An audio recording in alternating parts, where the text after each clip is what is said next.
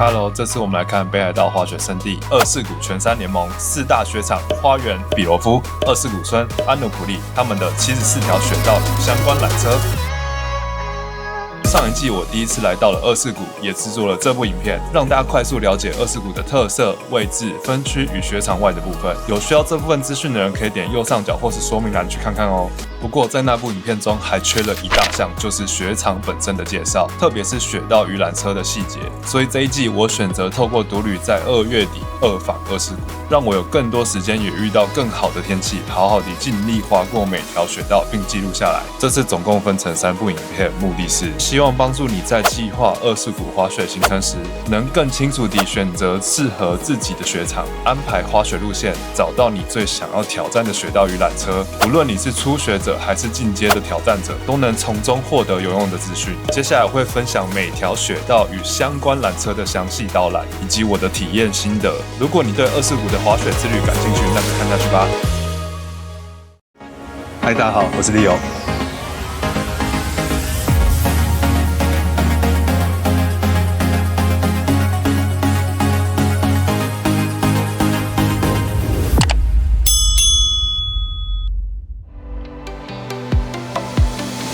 今天是2月24，是我在日本的第13天。现在人在越后汤准车站。从今天开始呢，在二世谷滑雪全部都是独旅啦。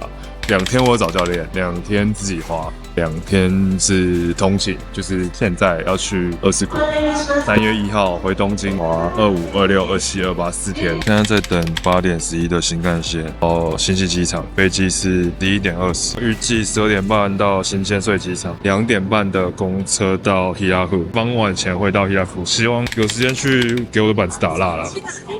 我到二世谷了 ，check in 完，因为我前面已经把这张板子打的蜡，在韩国滑过4天，上网滑3天。汤泽又滑了4、5天，所以我现在到二世谷第一件事情要先去把这张板子拿去 Breeden 打蜡，希望不用等太久，明年可以马上拿。这边就是 Breeden 啊，去年我们在那边租雪具，然后今年我有自己的东西，就都不用租。So can I ask what's different for this? But I think like you don't need the those. Oh, okay. Because like that one, you need to repair. Different? Yeah, it's different. Okay. The repair, we need to use the glue. Yeah. So it takes like around 2 days. Okay, then just walk. It's Just okay. one. Yeah. Right? I think it's fine. Because I have to use tomorrow. Yeah. Thank you. So you can pick up tomorrow morning. Start from 8 a.m. Okay. はい、ありがとうございます。ありがとう。板子打完蜡的样子，很亮欸，超亮！这蜡打的真的也不错。今天又可以很滑了，那天气超好欸，蓝天完整的羊蹄山。首先，一样先附上一张比较表，让大家快速了解4个雪场不同之处。有需要的自己按暂停截图吧。基本上给大家一个大方向，二世谷的雪票通常分为4个雪场都能去的全山券、比罗夫与花园的共通券，还有二世谷村与安努普利的共通券，以及单一雪场券。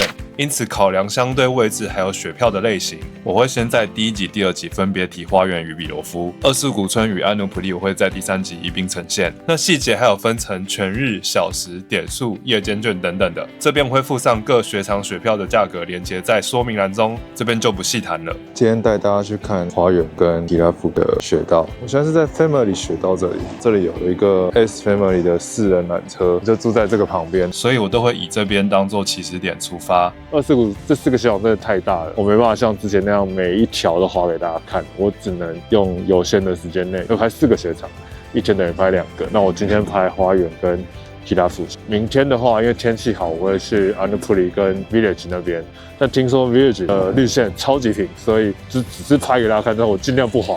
快速带过之后去安努普利，其实我去年也拍过一些，所以我就混在一起剪了。如果没有滑到的话，我会用在缆车上拍到的画面，甚至是岔路口拍到画面去补给大家看。真的再没有拍到的话，我会利用 Google 地图去呈现给大家看。因为我要先介绍花园，所以先带大家看看如何以转乘最少缆车的方式换雪场到花园。这边只是要讲换雪场，我用最快的方式跟大家讲。比罗夫它主要分为2区，右边是属于 King 区，左边属于 S 区。两区从三角换雪场到花园的最快路线，我列在这边给大家。在这一段，我只会带大家看下贡多拉之后要怎么转搭第二条缆车，其他的部分都比较简单，我会放在后面雪道介绍再来看。下 S 贡多拉之后，你要找一条在地图上叫做 Beginner SS 的绿线，但实际在雪场上你是看不到这个路线的牌子。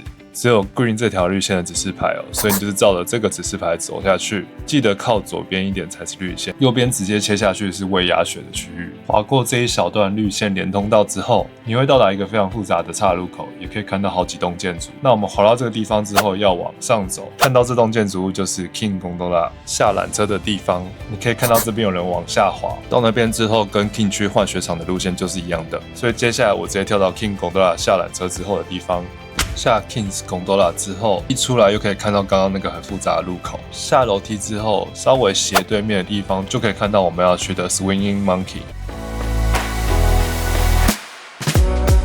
首先，我们来看的是花园 Hanazono 滑雪场。花园是这4个雪场里面雪道缆车都相对少，地图单纯很多的雪场。基本上它也没有什么连通道，只要往下滑都会回到同一个区域，所以我觉得很适合不太会看雪场地图的人。那这个表格是这里的12条雪道，比例上红线就占了快70%。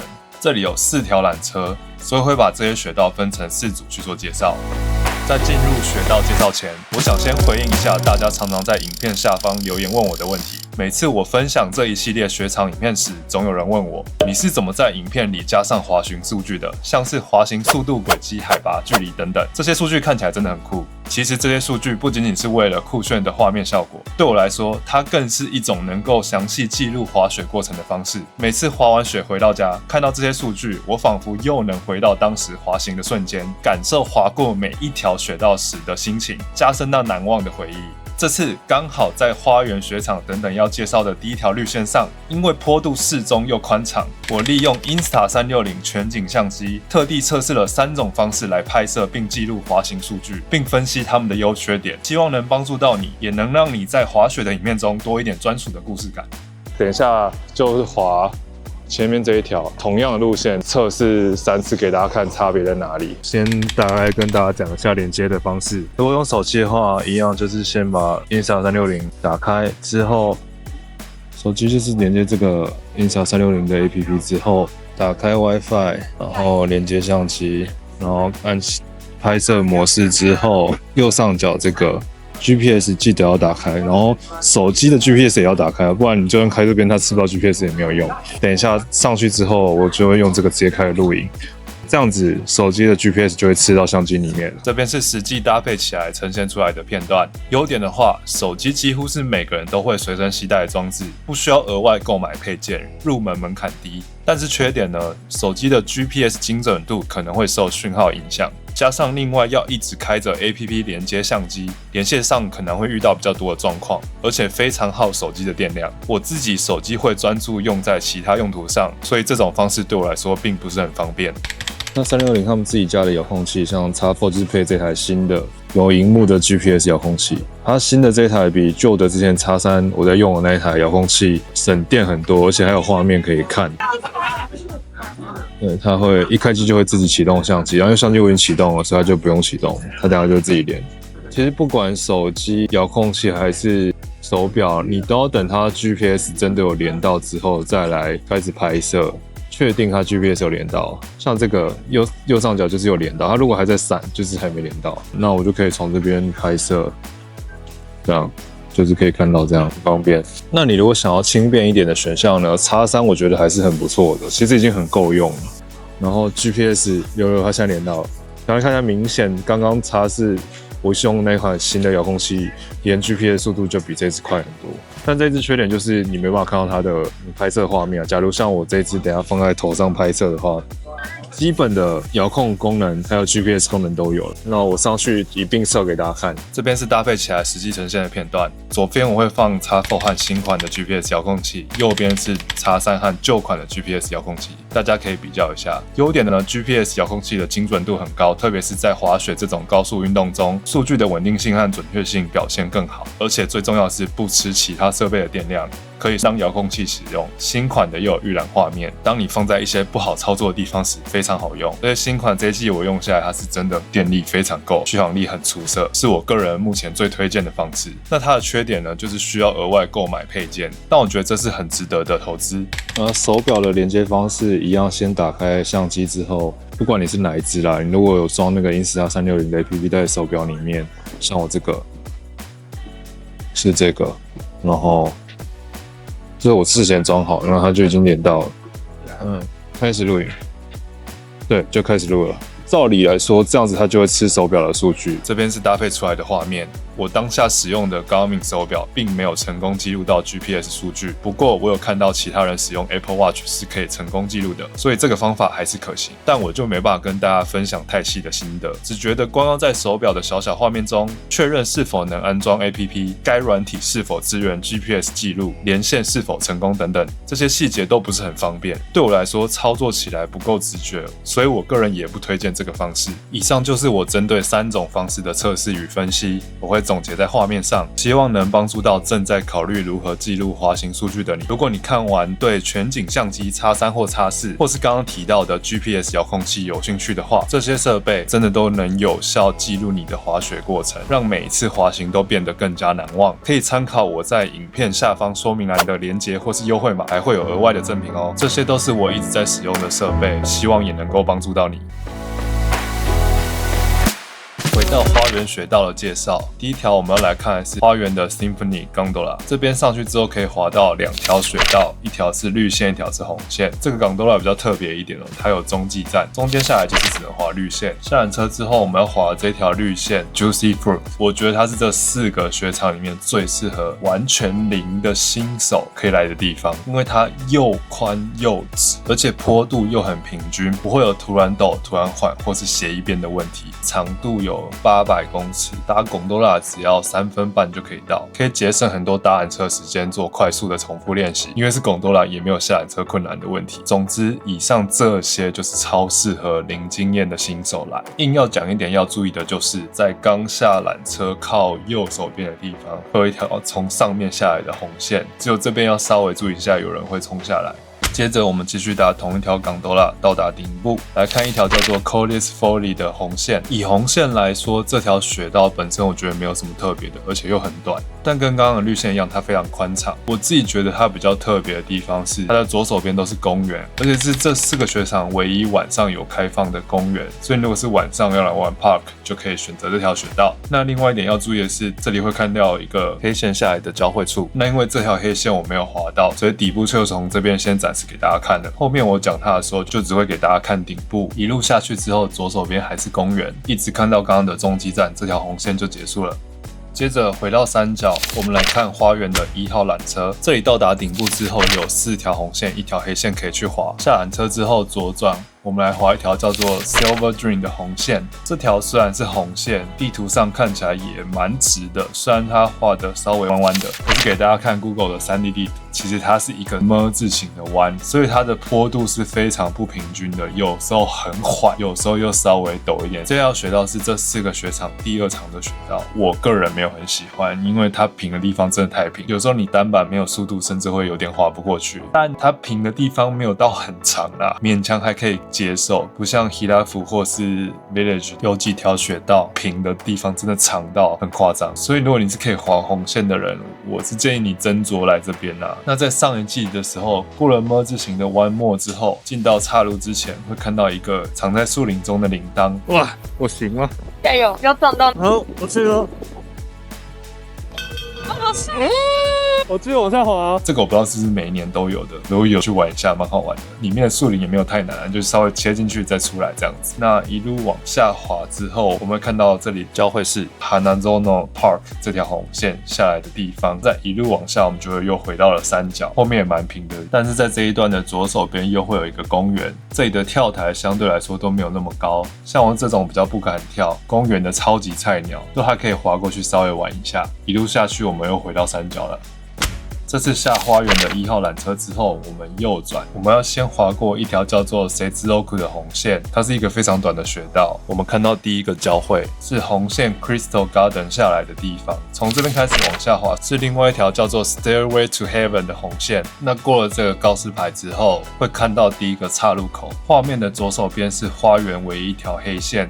Legend of Shinya 这条黑线最大坡度30度，但平均坡度只有14度哦。但因为它是非压雪的雪道，时间的关系，这一次我就没有办法去滑道，只好交给大家自己去探索咯。那右手边往下就是继续这条红线，没多久又会马上看到另外一个岔路口。左手边的话还是继续滑这条红线，滑一小段就会回到山脚下。那这边我就不过去了，我切到右手边来看，是另外一条红线 Hanazono Park。顾名思义，这里就是公园为主啦，跳台看起来是稍微高了一些啦，这边我就不敢去跳。公园的高手可以来这边试试看咯。一路往下滑就会回到我们刚刚介绍过的红线 Silver Dream。以上这3条红线平均坡度都在13到16左右，最大坡度也只有24到26。以终极道的标准来看，我觉得都不是很难哦。他们都上了。接着在1号缆车正对面就是花园的2号缆车。那下2号缆车之后，这边有2条绿线，1条红线。因为这边是等一下要回到希拉夫的路线，我就留到最后面再来讲。那我们先往花园的3号缆车前进，前往花园的最高点。2号缆车下来之后，要找到3号缆车啊，这跟地图上画的有点不太一样。地图上看起来是下缆车之后右转，一直往右边切嘛。实际上呢，是2号缆车下来右转之后，要往下滑一小段，在左手方才会看到3号缆车。所以借由转搭3号缆车这段时间，我先跟大家讲一下，包括刚刚2号转3号缆车这一段，从花园的3号缆车底部以上到花园的制高点这一整区，我觉得如果你看全山 Niseko Unit 这一份地图，会非常混淆。我当下其实看这地图是真的看不懂，而且找不太到路的。它不管在角度还是比例上，甚至是树林化的位置，还有雪道跟缆车衔接的位置，我觉得都非常奇怪。建议大家可以直接去看 Grand Hilafu 这一份地图，它才会比较符合实际雪场的样子哦。连结一样我会放在说明栏给大家，所以这一区我也直接会用这个地图去做讲解。花园3号缆车出来之后，我们来看2条红线，这个地方看到很多人往上爬，这些人就是要去 G5 Gate 外面玩。但因为目前道外我是初次体验，没有什么经验，也不是很专业，就暂时不跟大家分享了。但一直听很多人说24谷真正好玩的是道外哦，所以未来如果我经验比较多，再拍给大家看。我们现在滑第一条红线 Yote Sunset， 我们会先从刚花园的顶部，还有比罗夫 King Leaf 4号的底部，这之间这一段是比罗夫的黑线 Dynamic， 跟我们等一下去的这条红线的交界处，那这边就是滑一小段而已，马上就会看到一个岔路口。说它是岔路，其实它就是同一个雪道，中间有插杆子。我看这边橘红色应该就是属于花园的，蘸绿色就是属于比罗夫的。所以如果你从花园3号缆车上来，这边也是一个换雪场的地方，但不是转乘最少的方式。至于是不是最快的方式，我觉得看你的程度啦。如果你的程度不错，我觉得多转乘一段缆车到这边，甚至到山顶去换雪场，可能都比从花园2号缆车顶部那边换雪场来得快。至于为什么，我第2集会告诉你。那我们往左边走，继续滑这条红线，因为当时其实我地图看不太懂，我一直以为我在滑这条红线，但是其实你看到这边红色杆子，你跟着红色杆子走，只要超过它，其实就是一直在这条红线的道内走。往左前方山下看，就算今天视线很不好，你也看到一个非常明显、非常宽的雪道。其实那条才是Yote Sunset要走的路线。现在右手边你会看到另外一条缆车的顶部，这就是我刚前面讲到从比罗夫换雪场到花园会搭乘的 Swimming Monkey 的顶部。那边下缆车之后才是 Parallel 这条红线的起点，所以其实这边一直往右切过去是可以接到那里啊。我有点往左又不够左切，所以我最后是不自觉的切过树林，但还好这里的树林不是真的非常难，而且小小的，所以一下下我又穿回羊体Sunset这条红线了。撇除刚刚有点迷路的话，以我目前的程度，整个花园我最喜欢的一条雪道就是这条雪道，它单一长度有 1.2 公里左右，最大坡度虽然没有到真的很陡，在29度左右，可是它的平均坡度有到20度甚至比一些黑线的平均坡度都还来得陡一点点，主要是它非常直、非常宽敞。以我目前在练刻滑的人来说，我真的很喜欢这种雪道，推荐跟我程度差不多的人可以来这边试试看哦。接着我们往下滑，会先看到第一个交汇处，这边就是我刚刚一直在找的红线 parallel 滑下来的地方。那再往下滑一点点，右手边又会看到第二条岔路，这边就是绿线联络 course， 这个地方就是等一下我们要讲回 Hilaf 的地方。那我们先继续再往下走，一直到3号缆车底部就结束这一段红线啦。马上来看我们刚刚一直在找的红线 parallel， 其实我觉得这条没有什么特别的啦，它其实比较像是一个连通道。这一段短短的，但是蛮窄，而且它右手边峭壁稍微高一点。如果你是比较初阶的人，想要走这一段换雪场，就慢慢推波下去，像画面中的这2位。那我觉得这一段没有什么特别的，到刚刚那个跟羊蹄 Sunset 的交汇处就结束咯。接下来我们来看2号缆车下来之后可以走的3条路线。2号缆车一下来右转就是绿线 Mango Salad， 它的右手边是一个迷你的 park， 这个公园也算是简单的，到第一个岔路之前都可以玩。接下来这个岔路左边就是红线 Crystal Garden， 右边就是继续走这条绿线。从这边开始我会放在一起讲，因为你可以看到3DD 到2号缆车的底部之前这一段，其实这2条线坡度都是差不多的，很平哦。直到过了2号缆车这边的位置之后 ，Crystal Garden 下面这一段才会稍微比较陡一点。那下面这一段我前面已经从下面的视角拍过，我后面就不再赘述。那硬要讲这2条的差别呢，绿线两边是被树林包围，红线左手边视野会比较好一点。终于到我们花园的最后一条雪道联络 course 的绿线，如其名，它就只是一个连通道。下花园2号缆车之后，左转基本上就是要扛着板子走这一段。那如果跟我一样从羊蹄 Sunset 冲下来，其实也只能冲到 Gate 这个地方，基本上也会停住。从 Gate 这个地方穿板之后往下滑，它因为它真的很窄，其实不太好滑。滑一小段之后，又到一个很平的平台。那这个平台就是一个路口，上面这边也是 Hilaf 来的地方，下面下去就是 Hilaf 的 Holiday 绿线。那花园雪道与缆车部分就到这边结束啦。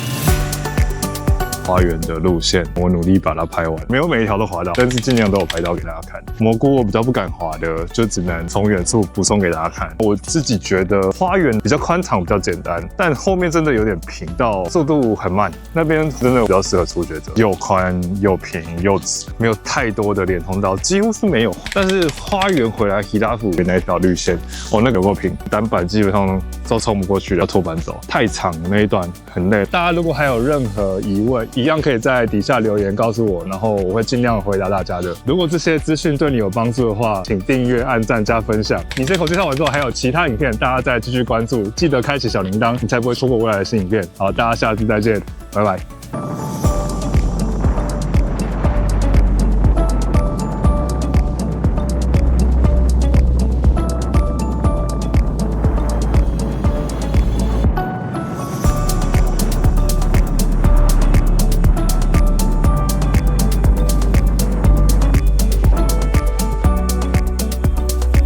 插到雪里，可恶，在最后一段失败，都快到了。